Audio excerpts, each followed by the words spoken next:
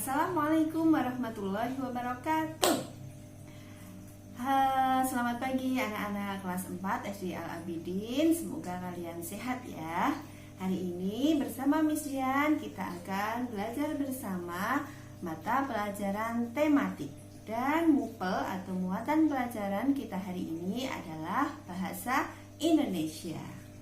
Miss Dian yakin kalian sudah tahu hari ini kita akan belajar apa ya. Nah, untuk lebih jelas silahkan kalian simak penjelasan materi hari ini. Dan untuk lebih memudahkan, kalian bisa juga sambil menyimak atau membuka buku tematik kalian, tema 8. Nah, setelah itu siapkan juga lembar kerja atau worksheet 1 bahasa Indonesia yang sudah kalian print ya. Selamat mendengarkan atau menyimak penjelasan materi dari Miss Dian berikut ini. Cerita fiksi dan non-fiksi. Apa itu perbedaan cerita fiksi dan non-fiksi? Cerita fiksi adalah karya sastra berisi berbagai cerita rekaan atau yang didasari fantasi dan bukan berdasarkan atas kejadian nyata. Sedangkan cerita non-fiksi adalah karya sastra berisi berbagai cerita yang didasari kejadian nyata.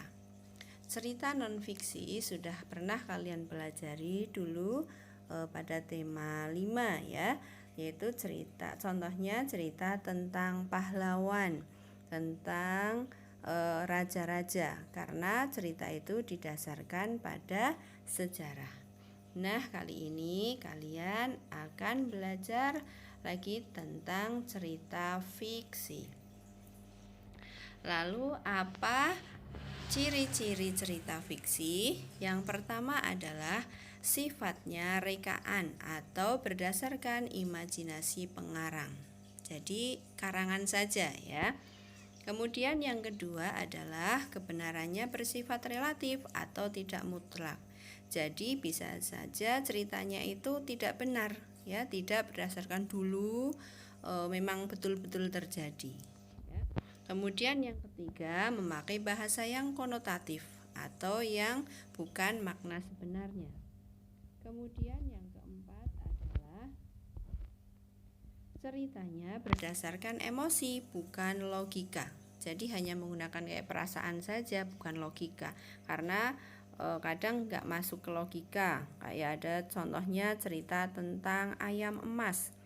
Kan nggak mungkin ya ada ayam tercipta yang dari emas kemudian hidup seperti biasa bertelur gitu, nggak ada ya. Kemudian jenis-jenis cerita fiksi itu ada, yang pertama ada cerita rakyat, kemudian ada cerpen, kemudian ada juga novel. Cerita rakyat kalian pasti pernah mendengar ya di pelajaran bahasa Jawa. Jenis cerita rakyat adalah cerita jenaka, mite, fabel, saga, dan legenda. Cerita rakyat sendiri adalah cerita yang beredar di masyarakat dari mulut ke mulut ya, dari lisan ke lisan. Cerita jenaka itu adalah cerita rakyat yang membuat para pembacanya merasa ingin tertawa karena lucu ya, jadi yang membuat lucu. Kemudian mite adalah cerita rakyat yang bersangkutan dengan kepercayaan tertentu atau juga cerita tentang makhluk-makhluk halus. Kemudian fabel cerita rakyat yang para tokohnya adalah hewan. Saga cerita fiksi yang mengisahkan sikap kepahlawanan. Kemudian legenda contohnya adalah cerita yang mengisahkan tentang terjadinya suatu tempat ya. Contohnya dulu kita belajar tentang cerita Danau Toba. Kemudian apa itu cerpen? Cerpen adalah cerita fiksi yang memaparkan kisah ataupun cerita tentang kehidupan manusia melalui tulisan pendek. Contohnya adalah cerita pendek yang ada di majalah dan ada di koran. Ya, itu contoh cerpen. Kemudian novel adalah cerita fiksi yang panjang dan mengandung rangkaian cerita kehidupan seorang dengan orang di sekelilingnya dengan menonjolkan watak setiap tokoh. Contohnya adalah novel Laskar Pelangi karya Andrea Hirata dan masih banyak novel-novel yang lainnya. Kemudian tokoh dalam cerita fiksi itu ada dua, yaitu tokoh antagonis dan juga tokoh protagonis. Tokoh antagonis adalah tokoh yang tidak disukai oleh pembaca, biasanya karena mempunyai sifat yang jahat. Sedangkan tokoh protagonis adalah tokoh yang memiliki watak baik sehingga disukai oleh pembaca. Selain itu, tokoh juga dibedakan menjadi dua, yaitu tokoh utama dan juga tokoh pendukung. Kalau tokoh utama itu memerankan peranan penting dalam cerita itu dan juga dia sering muncul. Kalau tokoh pendukung itu perannya hanya melengkapi peran dari tokoh utama. Nah, mari kita baca contoh cerita fiksi yang berjudul Kasuari dan Dara Mahkota. Dahulu kala, burung kasuari tidak seperti yang kita kenal saat ini. Dia memiliki sayap yang lebar dan kuat, sehingga ia bisa mencari makan di atas pohon yang tinggi, tapi juga bisa dengan mudah mencari makan di atas tanah. Kelebihannya ini membuat kasuari menjadi burung yang sombong. Dia sering berbuat curang saat berebut makanan dan tidak peduli jika teman-temannya yang lain kelaparan gara-gara dia. Sayapnya yang lebar biasa dia gunakan untuk menyembunyikan buah-buahan ranum di atas pohon sehingga burung-burung lainnya tidak bisa melihatnya. Atau dengan sengaja dia menjatuhkan buah-buahan ranum itu ke tanah sehingga cuma dia sendiri yang bisa menikmatinya. Biar saja, pikirnya, salah sendiri kenapa mereka punya sayap yang pendek dan badan yang kecil. Siapa cepat dia dapat. Itu kata kasuari.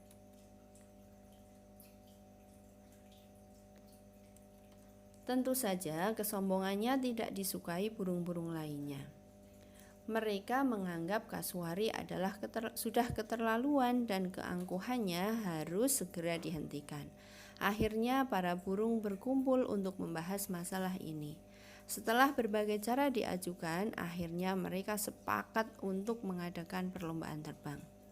Namun ternyata sulit menemukan lawan yang sebanding dengan kasuari. Tiba-tiba burung dara mahkota mengajukan diri untuk bertanding dengan kasuari. Meskipun banyak yang meragukan kemampuannya karena dara mahkota hanyalah burung kecil, tapi dara mahkota meyakinkan mereka bahwa dia mampu. Mereka lalu mengirimkan tantangan tersebut kepada kasuari. Kasuari yang sangat yakin dengan kemampuannya langsung menyanggupi tantangan tersebut tanpa repot-repot bertanya siapa lawannya. Pertandingannya akan diadakan minggu depan dan akan disaksikan semua warga burung, kata burung pipit. Yang bisa terbang paling jauh dan lama yang menang. Ya ampun, kalau begitu pasti aku yang menang. Di hutan ini tidak ada yang memiliki sayap selebar dan sekuat punyaku. Jadi pasti aku yang menang, kata kasuari pongah. Tapi baiklah, aku terima tantangannya. Lumayan buat olahraga. Burung pipit sebal mendengar jawaban kasuari.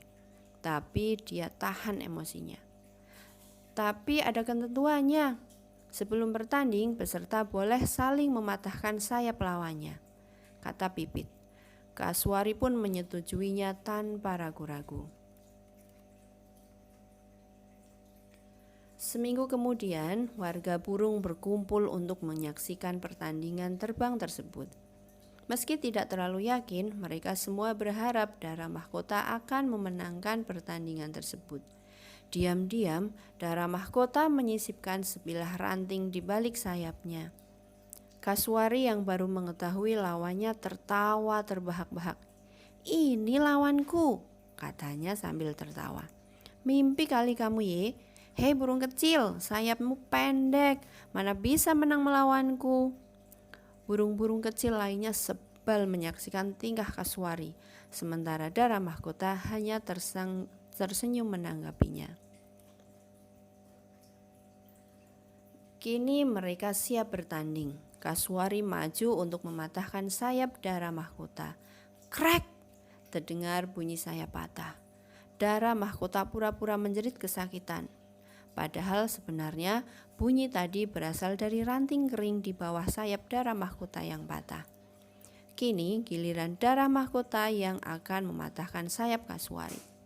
Dengan sekuat tenaga dia menekuk sayap Kasuari hingga terdengar bunyi krek yang keras. Kasuari menjerit kesakitan. Sayap Kasuari yang patah tergantung lemas, tapi Kasuari yang sombong tetap yakin dirinya akan menang. Sekarang mereka sudah siap untuk bertanding. Ketika aba-aba dibunyikan, Dara Mahkota dengan riang melesat ke udara. Sayapnya mengepak dengan mudah membawa tubuhnya yang mungil terbang ke angkasa. Kasuari terkejut dan heran karena tadi dia mengira sayap Dara Mahkota telah patah. Dengan panik dia mencoba mengepakkan sayapnya dan mencoba mengangkat tubuhnya ke atas. Tapi bukan terbang tinggi, tubuhnya malah meluncur ke bawah dan jatuh berdebum di tanah. Semua burung bersorak senang sementara Kasuari terkulai lemas. Dengan perasaan malu, dia meninggalkan tempat itu. Sejak saat itu Kasuari tidak pernah bisa terbang. Sayapnya yang dulu lebar dan kuat kini memendek karena sudah patah. Kini meski dia disebut burung, namun dia hanya bisa berjalan dan mencari makan di tanah seperti binatang lain yang tidak memiliki sayap. Nah, begitu ceritanya. Sekarang kita coba menjawab pertanyaan berdasarkan cerita tadi. Yang pertama, apa jenis cerita fiksi di atas tadi? Jenisnya adalah fabel karena para tokohnya adalah hewan atau binatang. Nomor 2, siapakah tokoh utama dan pendukung dalam cerita tersebut? Tokoh utamanya adalah Kasuari dan Dara Mahkota. Sedangkan pendukungnya adalah burung pipit. Nomor 3, siapakah tokoh antagonis dan protagonis dalam cerita di atas? Tokoh antagonis adalah burung Kasuari dan protagonis adalah siapa? Burung Dara Mahkota. Kemudian yang keempat, apa pesan yang terkandung dari cerita di atas? Pesannya adalah bahwa kita tidak boleh menyombongkan, tidak boleh sombong atas kelebihan yang dimilikinya. Namun sebaliknya kita harus banyak bersyukur dan menolong orang lain. Begitulah kisah dari cerita fiksi Kasuari dan burung Dara Mahkota. Sekian dulu, terima kasih dan semoga bermanfaat.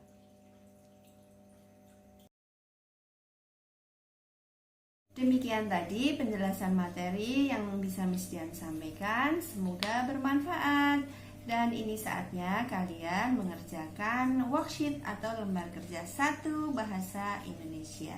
Ya, selamat mengerjakan dan sampai bertemu secara online di pembelajaran berikutnya bersama Miss Dian. Ya, terima kasih. Assalamualaikum warahmatullahi wabarakatuh.